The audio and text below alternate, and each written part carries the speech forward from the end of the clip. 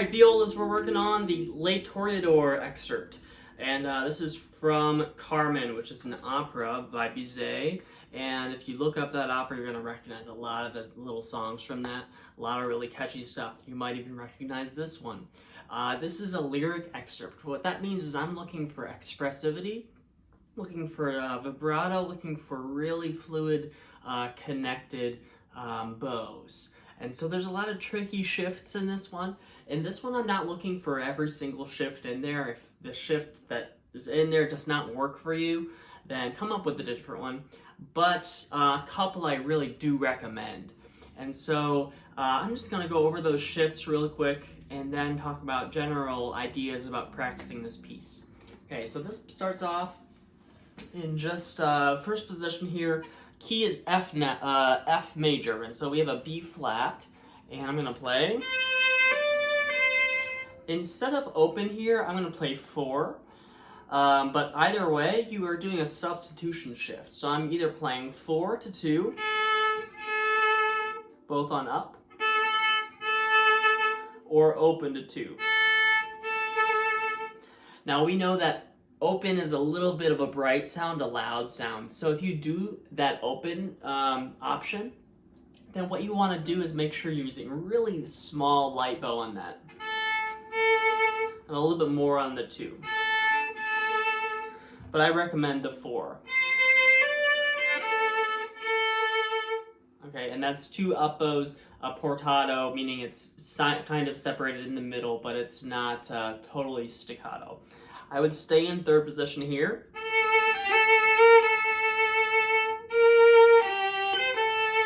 And then shift back here to first position, F natural.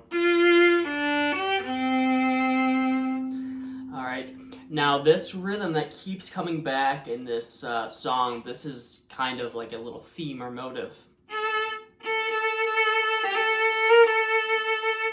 In orchestra class, if you work with the conductor, they're going to say this dotted 8th, 16th rhythm tends to be played as a triplet.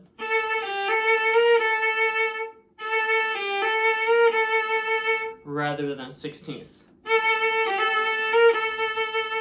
So it kind of has to have that snappy feeling. Technically, the subdivision is 1E and 2E and So you're changing on the last of those 4 subdivisions. So try to keep that rhythm pretty strict, but still lyrical.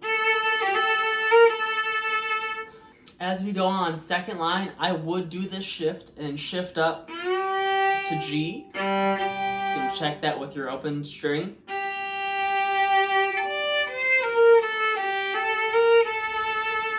That's all in third position.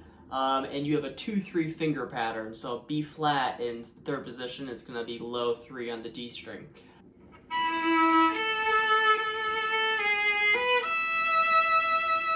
Here you have a outline of an E major chord, and that's not in the key. An E major chord has G sharp and B natural and E. Those first 2 notes, G sharp, B natural, not in the key. So really make sure you've got a high 1 in third position and a high 3. And then second finger in third position on the A string. Next line, I would shift back to first position for this and do the next shift. Although the next shift is not as important because you're going to be shifting 3 times in 3 measures if you do what's recommended. So here's one option, which is what's printed.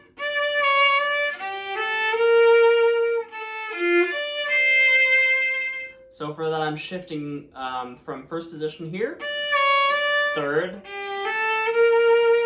back to first, and I would actually not shift A to second finger. If I was playing this, I would play 4-2-3. But what they have is probably open 2-3. Okay. For example, on my instrument, it's kind of hard to play open strings lightly. I get a lot of overtones. So you would have to make sure you're really pressing down enough to get that open A. The last shift is required because if you don't do that shift, you'd have to play D string, G string, A string. And 3 strings and 3 notes is a lot.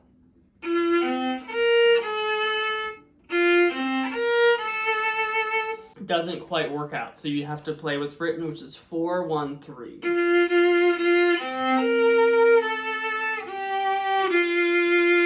And I would shift back for the end. Now, like in any song, I recommend to play long tones and to make sure that's really in tune.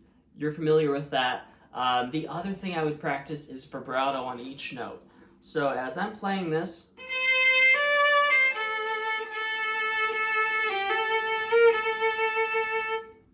I'm trying to continue the vibrato even on those really short 16th notes.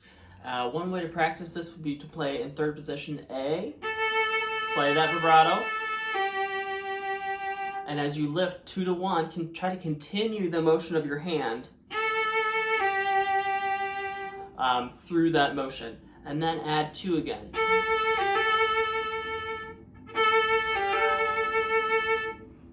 Eventually add the 3. Okay, that continuous vibrato really adds a lot to the tone. If I don't do that, it's just a little bit more flat. In general, in this piece, the dynamic should follow a football shape, a 4-bar phrase. That means I'm going to crescendo for 2 bars and apex somewhere in that 3rd bar and then decrescendo again. Take a listen.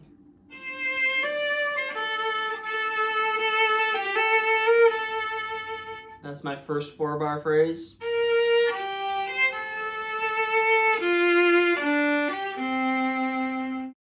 The long notes in this piece still need to crescendo.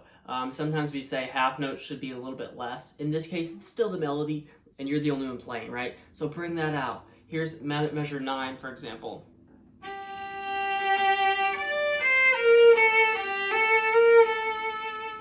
So I'm crescendoing through that G. Likewise, take a listen to the next phrase. That E, even though it's 2 bars, it should try to crescendo through.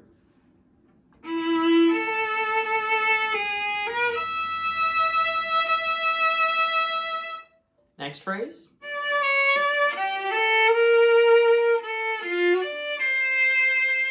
Ending.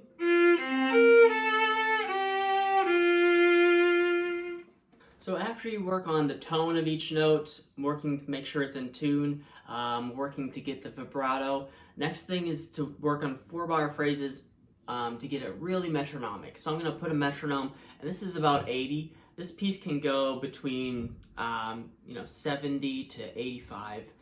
Here's 80 beats per minute. Now, especially these dotted quarter 16ths need to be really accurate, like I mentioned before.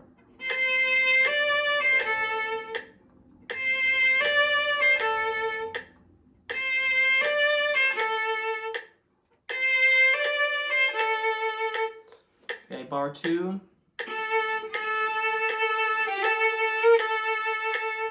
And this bar, if I play not quite as rhythmically honest, not quite what's on the page, again, that's kind of a triplet feel. And lastly, folks, what I recommend is to do a line, record a line, and listen back to that and see if what's coming through on the recording is what you worked on. Again, if you'd like to set up a video lesson on this piece, happy to do that. Contact me through Remind or Google Classroom.